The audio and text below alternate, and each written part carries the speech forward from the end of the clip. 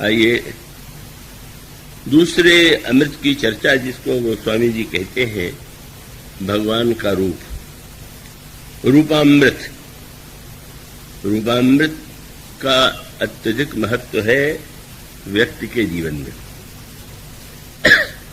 सौंदर्य एक ऐसा आकर्षक गुण है जो व्यक्ति को अपनी ओर आकृष्ट किए बिना नहीं रहता। और उस सौंदर्य की जो निंदा करने वाले हैं, जो ये कहते हैं कि ये तो संसार मिथ्या है, रूप मिथ्या है, उनके सामने भी जब सांसारिक कोई सौंदर्य आ जाता है तो वो भी विवश हो जाते हैं। ऐसा वाक्य गोस्वामी जी ने कहा। सो मुनि ज्ञान निधान विदु मृग नयनी विधु मुख निरखी विवश होई हरि जाने नारे विष्णु माया प्रकट। तो वस्तुतः सौंदर्य का जो आकर्षण है वो व्यक्ति को अपनी ओर आकृष्ट करता है, किंतु उस आकर्षण के साथ कुछ समस्याएं हैं और अनेक प्रकार के विकार जो हैं मनुष्य के हृदय में, मन में उत्पन्न होते हैं। तो सौंदर्य का आकर्षण वेदांत ने उसकी निंदा करके व्यक्ति को उसकी ओर से अपनी दृष्टि को हटाने के लिए आग्रह किया, लेकिन कितना भी मिथ्यात्व का प्रतिपादन किया जाए, सौंदर्य का आकर्षण व्यक्ति को आकृष्ट किए बिना नहीं रहता और उसी की परिणति जीवन में काम के रूप में होती है। और काम को गोस्वामी जी ने मानस रोगों में उसकी तुलना वात रोग से की। काम वात कफ लोभ आकारा। तो आयुर्वेद शास्त्र में कहा गया है कि यद्यपि कफ वात पित्त तीनों ही बड़े प्रबल हैं, पर उन्होंने कहा कि पित्त और क्रोध की औषधि सरल है, पर वात की जो औषधि है उसको कर पाना बड़ा कठिन है। क्योंकि वात रोग के इतने रूप हैं, इतने प्रकार से व्यक्ति के शरीर में वात का प्रकोप होता है कि योग्य वैद्य भी उसकी चिकित्सा करने में सक्षम नहीं होते। जैसे शरीर में वात होने पर उसकी चिकित्सा बहुत कठिन है, इसी प्रकार से मन में जब वात का उदय हो जाए, और वह वात काम है, काम वात कफलोभ अपारा, तो काम इतने रूपों में व्यक्ति के मन पर अधिकार कर लेता है, उसमें विकृति उत्पन्न कर देता है। और उस विकृति का क्या क्या परिणाम होता है, इसको आप समाज में, समाचार पत्रों में और जीवन में भी आप उसका अनुभव कर सकते हैं। अब ये जो काम का आकर्षण है, तो उस आकर्षण को शब्द के द्वारा नकारा नहीं जा सकता। भक्तों ने इसके लिए एक दूसरा मार्ग चुना। उन्होंने कहा कि हाँ, सौंदर्य की आकांक्षा व्यक्ति के आंखों में, मन में यदि है, तो वो सौंदर्य की खोज करे। और वे अंत में, जब रामायण में आप पढ़ते हैं, भगवान राम के सौंदर्य की चर्चा बहुत अधिक की गई। अनेक बार थोड़े थोड़े प्रसंगों में गोस्वामी जी भगवान राम की एक झांकी, भगवान राम का एक रूप जो है वो प्रस्तुत कर देते हैं। तो उसका उद्देश्य क्या है? एक तो गोस्वामी जी के जीवन की जो सबसे बड़ी समस्या थी वो स्वयं काम ही था। और गोस्वामी जी निरंतर जिस विकार के नष्ट करने की प्रार्थना भगवान शंकर से करते हैं, और बार बार वह संकेत आपको अन्य ग्रंथों में भी मिलेगा, वह काम। मेरे पत्रिका में कहते हैं, भगवान शिव आप तो बड़े दाता हैं, तो देहु काम रिपु राम चरण रति तुलसीदास का कृपा निधान। आप काम के शत्रु हैं, आप यदि जीवन में आवे तो हमारे जीवन का काम विनष्ट हो जाए और भगवान के चरणों में हमें रति प्राप्त हो। तो वस्तुतः गोस्वामी जी के जीवन में रत्नावली के सौंदर्य का जो आकर्षण था, उस आकर्षण के कारण बाल्यावस्था में उन्होंने जो संस्कार पाए थे, गुरु नरहर दास के पास उन्होंने जो शिक्षा पाई थी वो नष्ट तो नहीं हुई, लेकिन उस पर एक आवरण छा गया और सौंदर्य के आकर्षण ने ऐसा लगा कि जैसे वो पुराने संस्कार कहीं खो गए हैं, भूल गए हैं। और गोस्वामी जी रत्नावली के सौंदर्य को ही अनवरत देखते रहने के लिए व्यग्र रहते हैं।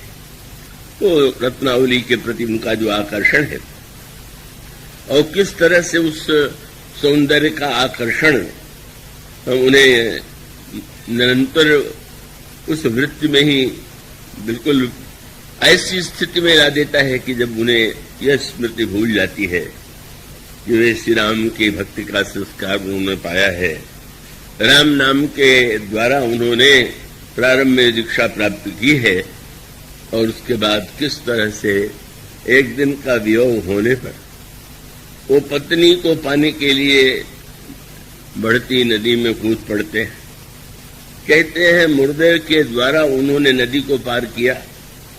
सांकेतिक अर्थ ये है कि जब वासना का तीव्र प्रवाह उमड़ता है तो मुर्दे का आश्रय का अर्थ ये है कि भाई जीवित व्यक्ति को तो यश और अयश की बड़ी चिंता रहती है, लेकिन मुर्दे को इसकी कोई चिंता नहीं है।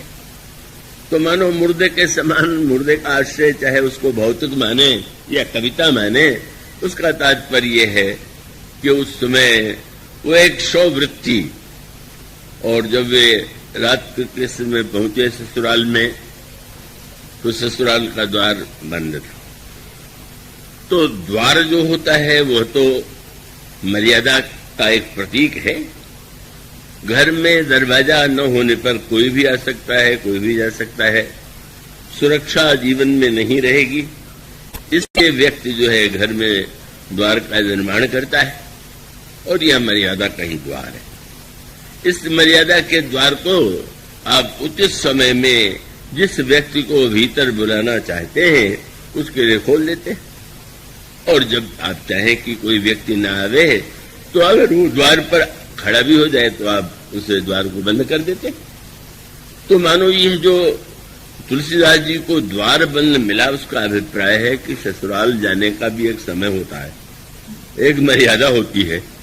अब कोई रात को बड़ी बाढ़ में मुर्दे के सहारे आवे और आशा रखे कि इस ससुराल के दरवाजे पर लोग माला लिए खड़े स्वागत करेंगे, तो ये तो बहुत ही ऐसी धारणा है कि जो अनुपयुक्त है। पर वो थी, पर वो खोज लेता है तो व्यक्ति विषयी होता है, कामी होता है।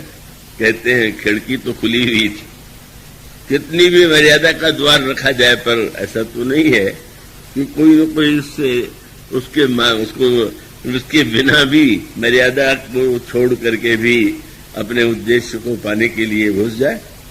और फिर आप ये जानते ही हैं कि गोस्वामी जी की पत्नी ने जब यह देखा तो उसने ये नहीं सोच करके बड़ा स्वागत नहीं किया कि मुझसे कितना प्रेम करते हैं, किस तरह से रात्रि के अंधकार में चले आए हैं। उसको लोक लाज की चिंता हो गई कि लोग कहेंगे क्या, लोग कितनी मेरी हंसी उड़ावेंगे, मैं क्या करूं, अगर उनको रात्रि के समय मैं लौटाऊं तो नहीं ठीक, रोकूं तो प्रातः काल ही चर्चा होगी, कब आए, कैसे आए, क्या होगा। तो मानो उस लोक लाज की चिंता स्वाभाविक है एक नारी के लिए, वो व्यग्र उन्हें बना देती है, क्षुब्ध बना देती है।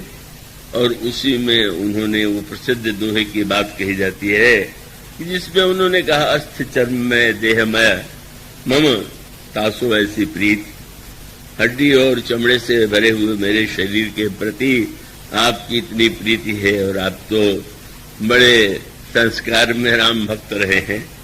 अगर उस सौंदर्य की ओर आपकी दृष्टि चली जाती तो आप इस समस्या से मुक्त हो जाते। और गोस्वामी जी, वो तो एक क्षण होता है जब कोई एक वाक्य भी व्यक्ति के जीवन को बदल देता है। अवसर नहीं होने पर तो बहुत सी बातें सुनने के बाद भी व्यक्ति पर उतना प्रभाव नहीं पड़ता, पर ऐसा क्षण जीवन में आ जाता है कि जब एक वाक्य, और इस वाक्य ने उनके पुराने सोए हुए संस्कार को, या जैसे कोई कोयला उस पर राख ढक गई हो और अचानक वो राख हट जाए और कोयला की अग्नि दहकने लगे, उसी तरह से गोस्वामी जी के अंतर हृदय में पुरानी स्मृतियां, पुराने संस्कार जागृत हो जाते हैं और वे सचमुच वहां से चल पड़ते हैं। उनको स्मरण होता है कि नहीं, मुझे सौंदर्य के पाने की अभिलाषा कितनी बड़ी तीव्र थी, क्यों नहीं हम अगर सौंदर्य ही पाना है तो वो हमारे प्रभु का सौंदर्य जिसको उन्होंने गुरुजी से रामायण कथा में सुना था, कब वो उसके प्रति आकर्षण होता है और वे श्री राम के सौंदर्य की दिशा में चल पड़ते हैं।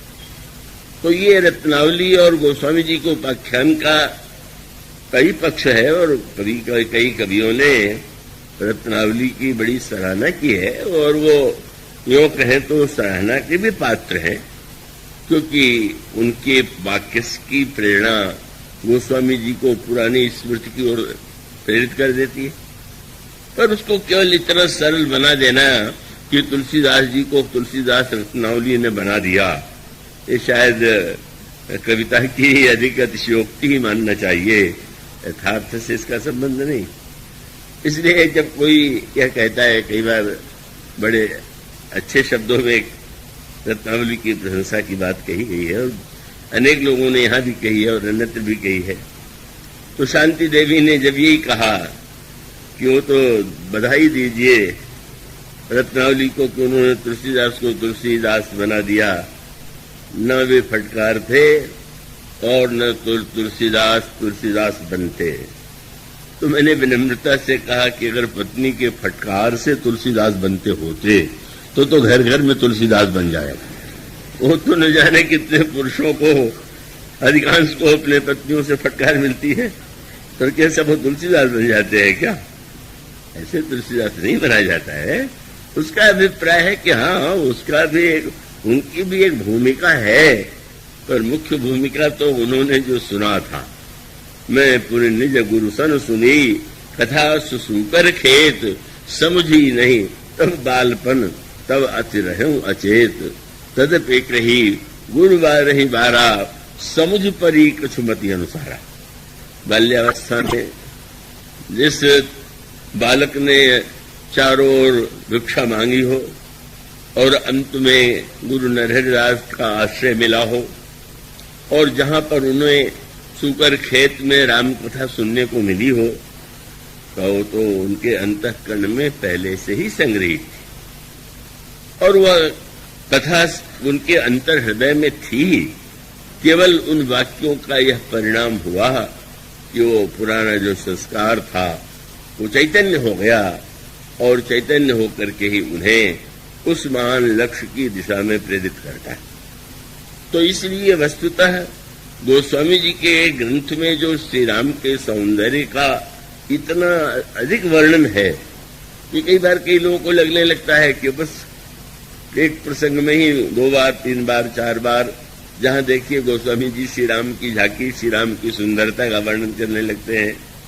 अगर वो आए हुए हैं पुष्पवाटिका में तो भी श्री राम की सुंदरता, अगर धनुष तोड़ चुके तो भी सुंदरता, अगर दूल्हे के वेश में चले भी एक झांकी, मंडप में भी दूसरी झांकी। इस तरह से रामायण में श्री राम के सौंदर्य का इतने रूपों में जो चित्र प्रस्तुत किया गया, उसका तात्पर्य यही है कि सौंदर्य को केवल स्थूल रूप में ही रस लेने में रसज्ञता नहीं, सौंदर्य के रस लेने में जो इतने स्थूल पद्धति से रस लेता है वो मानो उतना ही उसका हृदय और मस्तिष्क जो है तो उसमें रस के लिए जैसी कोमलता चाहिए वो नहीं। उसका अभिप्राय क्या? आप एक वाटिका में जाएं और किसी खिले हुए फूल को देखें और फूल को देख करके आप और पास चले जाए, बड़ा सुंदर फूल है, और वहां जाने पर आपको सुगंध का भी अनुभव और आप उस फूल को तोड़ दें, सूंघें, अपने किसी कोट में या अपने किसी वस्त्र में उसको लगा लें, क्या हो? थोड़ी देर के बाद वो मुरझा जाएगा। और जिसको आपने इतना ऊंचा स्थान दिया था, अपने हृदय के पास लगा लिया था, उसको अपने वस्त्र से निकाल करके फेंकने में आपको कोई संकोच नहीं होता। इसलिए गोस्वामी जी ने कहा कि रसज्ञता का पाठ तो वस्तुतः भ्रमर के माध्यम से लिया जा सकता है। गोस्वामी जी ने दोहावली रामायण के एक दोहे में कहा कि एक व्यक्ति वह है जो तोड़ करके, मरोड़ करके, काट करके फल और पुष्प का रस लेता है और उसके द्वारा अपनी भूख मिटाता है। पर अपनी भूख मिटाने में जिस वस्तु का वो उपयोग कर रहा है उसको नष्ट कर देने में उसे संकोच नहीं होता।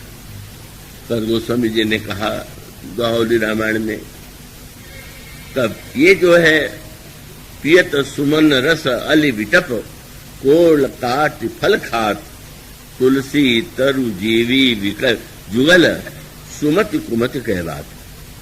माने एक व्यक्ति ने उसको नष्ट करके रस लिया तो वो उसमें रसज्ञता नहीं है, और जो व्यक्ति उस पर ऐसा रस ग्रहण करे, जब एक भंवरा पुष्प से रस लेता है तो उसकी विशेषता है कि उसके हृदय में उस पुष्प को मरोड़ने, नष्ट करने की वृत्ति नहीं होती। इसलिए गोस्वामी जी का संकेत यह है कि सांसारिक सौंदर्य को लेने की जो हमारी शैली है, वो वृत्ति है, वो तो बड़ी स्थूल है।